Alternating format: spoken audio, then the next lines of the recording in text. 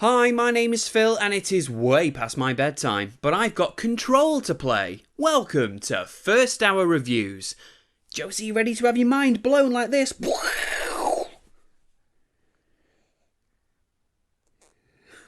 Face says it all.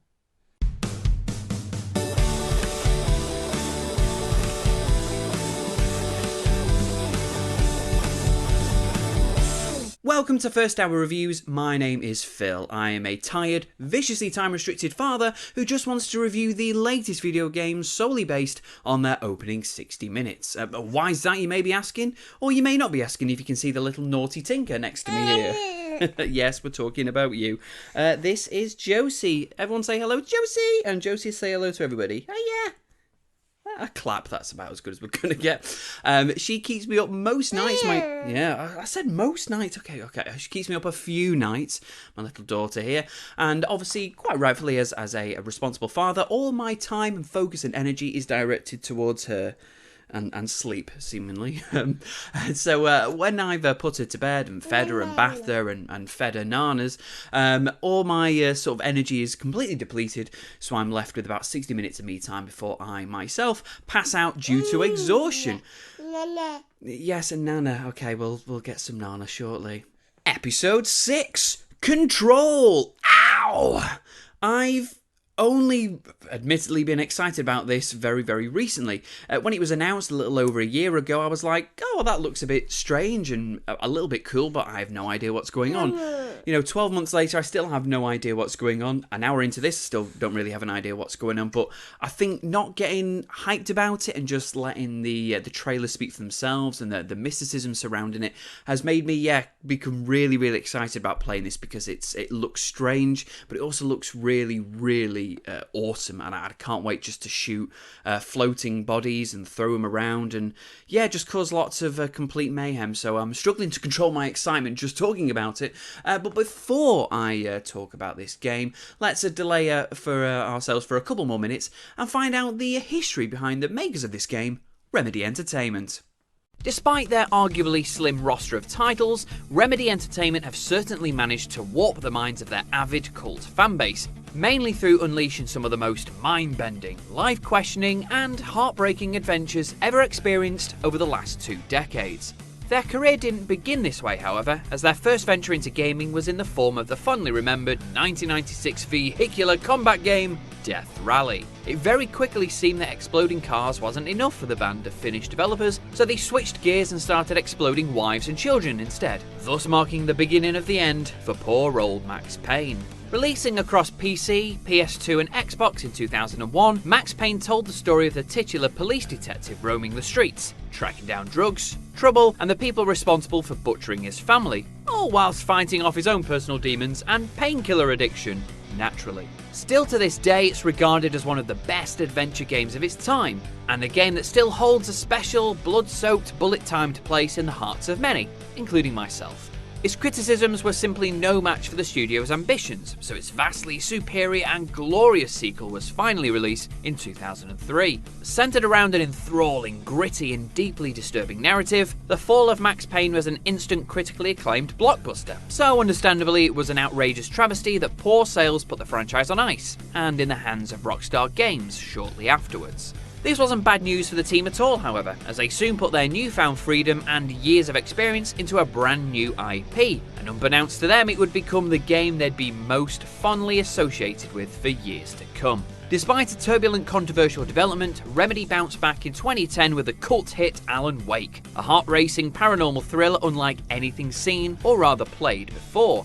With more plot twists and cliffhangers you can shake a torch at, Alan Wake told the story of a best-selling author trying to uncover the mystery of his missing wife, all the while killing murderous shadow creatures and fending off visions stemming from his most recent novel.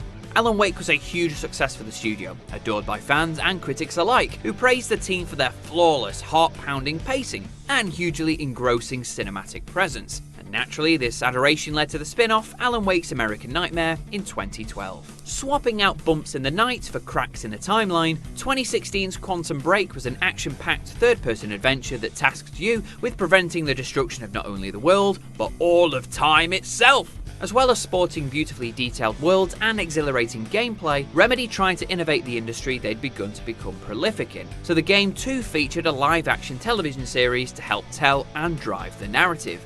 Using this episodic interactive miniseries to help further explore the world was good on paper, but not terribly worthwhile in practice, which in turn split reviewers down the middle. Those who praised the actual video game, but loathed the lackluster and distracting played out cutscenes. That being said, Quantum Break became the Xbox One's biggest selling exclusive title, earning yet another notch on Remedy Entertainment's ever-expanding belt of success. One of Quantum Break's most consistent pieces of feedback was its overly ambitious and convoluting narrative, so going into their next project the studio was determined to deliver the complete opposite. Announced at Sony's 2018 E3 conference, much to everyone's delight, was Control, the next mind, world and reality bending game from the Finnish action-adventure veterans. Regardless of its ridiculous trailers and trippy synopsis, Remedy is still promising that this latest narrative will be a lot narrower, focused and coherent. But can a game that showcases bodies flying, rooms melting and psychic superpowers genuinely make sense? Could this become Remedy's biggest and most successful game to date? Is this just a secret sequel to Midway's Psi Ops, the Mindgate Conspiracy? Oh, I hope so. Grab that corpse, Josie. There's some soldiers that need throwing.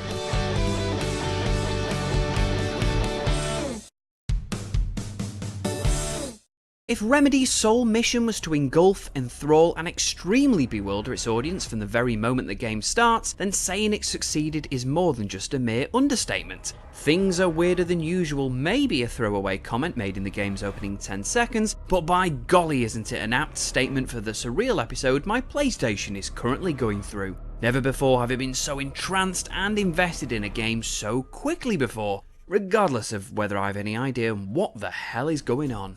During the lead up to its release, very little actually told us what Control was about. Aside from wielding a living weapon and the ability to force push the living snot out of everyone within a few feet. The game sees you take control of Jesse Faden, the recently inducted director of the FBC, the Federal Bureau of Control. As if the completely uninhabited government building wasn't baffling enough, it soon becomes apparent that the building itself isn't all that it seems, particularly in the way that shifts around and houses reanimated monster people within its ever-changing walls. At first glance I was curious as to why the finer details of Control were such a mystery, arguably making me anxious that not even a game's blurb will tell me what I'm expected to do, but honestly those pessimistic worries were vaporised soon into my first 60 minutes of playtime. Control is meant to be ventured into blind, clueless and ultimately hapless, rather like the emotions the protagonist is currently feeling alongside you. Because to even begin explaining the gist of the game's narrative will strip away all of its mysticisms and suspense. Remedy have become masters of crafting perfectly paced experiences, whether it's a slow, heart-pounding tale like Alan Wake, or an all-out balls-to-the-wall cinematic beast such as Quantum Break. Control is incredibly the ultimate hybrid of both ends of the spectrum, evolving Remedy's stellar storytelling in a way I've never seen nor played before. It's dark, deranged and deeply original, with the latter being almost unheard of within this overpopulated genre.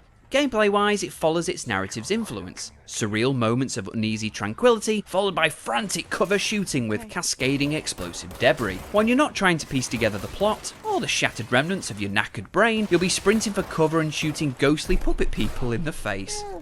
Featuring slick over-the-shoulder shooting with a more than satisfying brutal payoff, Control's handling of an action-packed third-person shooter is, well, wonderfully controlled. There's no over-cumbersome weaponry or 5 brands of grenades to juggle with, just a gun and your spatial awareness. Control is a simple game to play and enjoy, all thanks to the team's decision to keep its core gameplay simple and accessible. Of course, if you have seen anything of this game so far, you'll know I was lying through my flaming teeth when I said all you had was a gun in your arsenal. You also have powerful mystical artifacts that give you supernatural superpowers. As well as your groovy pistol, you'll gradually unlock treasures of unrivaled power, such as a huge floppy disk capable of giving you explosive telekinesis powers, just in case you get bored of bullets and decide an office chair would make a fun substitute. When you're not ducking for cover and lobbing a fire extinguisher at a possessed white-collar accountant, you'll be waltzing through a treacherous shape-shifting office floor.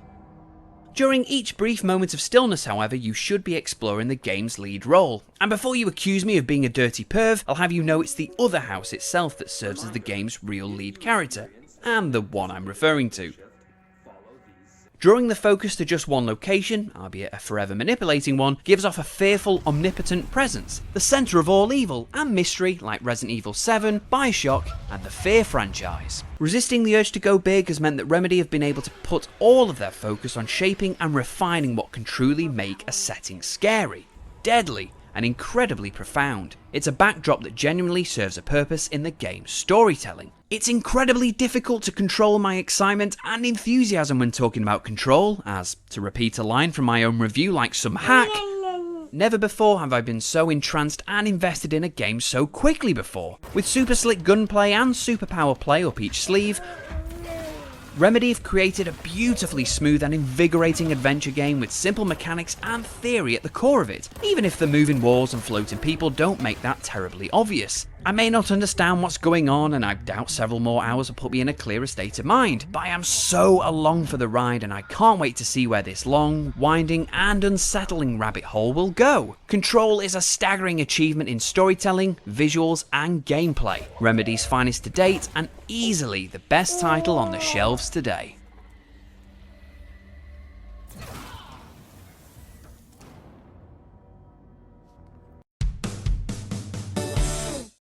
So yeah, it's very strange that a game I had absolutely no interest in 12 months ago is suddenly ruling my life, because I cannot put this down. Control is probably the strongest recommendation we've done in our little series so far. It's an incredible game. It's rich in just maniacal storytelling and beautiful surreal images and awesome gunplay. It's brutal, it's cool, and it's so strange. Speaking of strange, I have no idea what this spider creature is currently doing to me.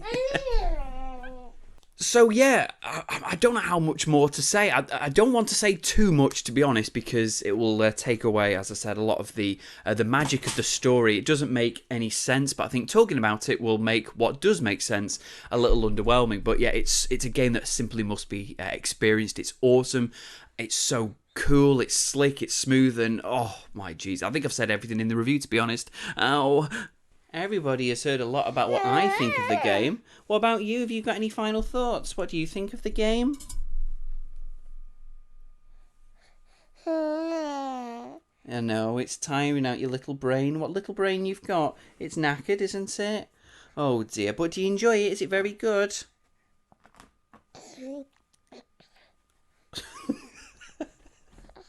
I don't know what that means, but I think she's enjoyed it. Maybe it's not for the little ones, but those of you that have got brains capable of processing the most surreal David Lynch-esque gaming environment possible, then yeah, absolutely go and pick up Control immediately. Well, that just about does it for this episode of First Hour Reviews. I hope you have enjoyed it.